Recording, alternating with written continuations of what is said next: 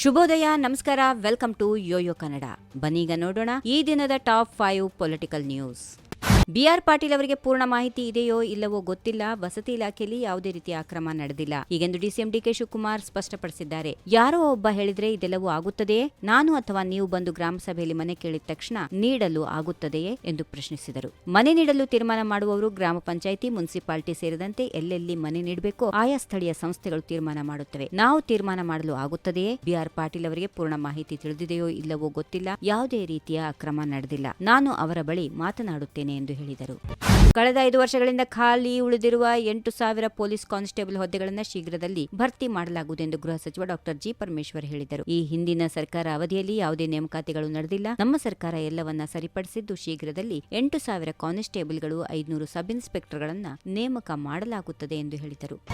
ಕರ್ನಾಟಕ ಮುಖ್ಯಮಂತ್ರಿ ಸಿದ್ದರಾಮಯ್ಯ ಇಂದು ರಾಯಚೂರು ಜಿಲ್ಲೆಯ ಯರಗೇರಾ ಗ್ರಾಮಕ್ಕೆ ಭೇಟಿ ನೀಡಲಿದ್ದಾರೆ. ಜಿಲ್ಲಾಡಳಿತ ಮತ್ತು ಜಿಲ್ಲಾ ಪಂಚಾಯತ್ ವತಿಯಿಂದ ಆಯೋಜಿತವಾಗಿರುವ ಭವ್ಯ ಸಮಾರಂಭದಲ್ಲಿ ಭಾಗಿಯಾಗಲಿದ್ದಾರೆ. ಸಮಾರಂಭದಲ್ಲಿ ಸಿಎಂ ಸಿದ್ದರಾಮಯ್ಯರು ಮೊದಲಿಗೆ ಮಹರ್ಷಿ ವಾಲ್ಮೀಕಿ ವಿಶ್ವವಿದ್ಯಾಲಯದ ನಾಮಫಲಕವನ್ನ ಅನಾವರಣಗೊಳಿಸಲಿದ್ದಾರೆ. ಬಳಿಕ ಬುಡಕಟ್ಟು ಸಾಂಸ್ಕೃತಿಕ ಉತ್ಸವಕ್ಕೆ ಚಾಲನೆ ನೀಡಲಿದ್ದಾರೆ.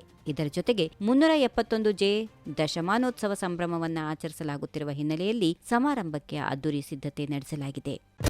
ಚಿನ್ನದ ವ್ಯಾಪಾರಿಗೆ ಐಶ್ವರ್ಯ ಗೌಡ್ ವಂಚನೆ ಮಾಡಿರುವ ಆರೋಪ ಪ್ರಕರಣಕ್ಕೆ ಸಂಬಂಧಪಟ್ಟಂತೆ ಮಾಜಿ ಸಂಸದ ಡಿಕೆ ಸುರೇಶ್ ಇಂದು ಇಡಿ ಅಧಿಕಾರಿಗಳ ಮುಂದೆ ಹಾಜರಾಗುವ ಸಾಧ್ಯತೆಗಳಿವೆ. ಬಮೂಲ್ ಚುನಾವಣೆಯಲ್ಲಿ ಗೆಲುವು ಸಾಧಿಸಿರುವ ಡಿಕೆ ಸುರೇಶ್ ಅವರೊಂದಿಗೆ ಬೆಂಬಲಿಗರು ಬರುವ ಸಾಧ್ಯತೆ ಇದ್ದು, ಮುನ್ನೆಚ್ಚರಿಕೆ ಕ್ರಮವಾಗಿ ಶಾಂತಿನಗರದ ಇಡಿ ಕಚೇರಿಯ ಬಳಿ 50 ಜನ ಪೊಲೀಸ್ ಸಿಬ್ಬಂದಿಯನ್ನು ನಿಯೋಜಿಸಲಾಗಿದೆ. ಜೂನ್ 19ರಂದು ವಿಚಾರಣೆಗೆ ಹಾಜರಾಗುವಂತೆ ಡಿಕೆ ಸುರೇಶ್ ಅವರಿಗೆ ಇಡಿ ಅಧಿಕಾರಿಗಳು ಸಮನ್ಸ್ ಜಾರಿಗೊಳಿಸಿದ್ದರು.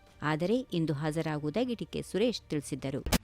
ಅಂತಾರಾಜ್ಯ ನದಿ ನೀರಿನ ವಿವಾದಗಳಿಗೆ ಸಂಬಂಧಪಟ್ಟಂತೆ ರಾಜ್ಯಕ್ಕೆ ಅನ್ಯಾಯ ಆಗಲು ಬಿಡೋದಿಲ್ಲ. ಪ್ರಧಾನಿ ಮೋದಿ ಅವರಿಗೆ ವಾಸ್ತವ ಮನವರಿಕೆ ಮಾಡಿಕೊಡುತ್ತೇನೆ ಎಂದು ಮಾಜಿ ಪ್ರಧಾನಿ ಎಚ್.ಡಿ. ದೇವೇಗೌಡ ಭರವಸೆ ನೀಡಿದ್ದಾರೆ. ವಯೋಸಹಜತೆಯಿಂದ ನನಗೆ ಕಾಲ್ನೋವಿದೆ, ಆದರೆ ಪಾರ್ಲಿಮೆಂಟ್ನಲ್ಲಿ ಹೋರಾಡುವ ಶಕ್ತಿ ಇನ್ನೂ ಇದೆ. ರಾಜ್ಯದ ನದಿ ನೀರಿನ ವಿವಾದಗಳಿಗೆ ಸಂಬಂಧಿಸಿ ಮೋದಿ ಅವರಿಗೆ ಮನವರಿಕೆ ಮಾಡಿಕೊಡುತ್ತೇನೆ. ವಾಸ್ತವಾಂಶವನ್ನು ಅವರ ಮುಂದಿಟ್ಟು ನನ್ನ ಜನರಿಗೆ ಆಗುವ ಅನ್ಯಾಯ ಬಗೆಹರಿಸಿ ಎನ್ನುತ್ತೇನೆ. ಯಾರಾದರೂ ವಿವಾದಗಳನ್ನು ಬಗೆಹರಿಸಬಹುದು ಎಂದಿದ್ದಾರೆ. ಅದು ಮೋದಿ ಅವರು ಒಬ್ಬರಿಂದಲೇ ಮಾತ್ರ ಸಾಧ್ಯ ಎಂದು ಪ್ರತಿಪಾದಿಸಿದರು.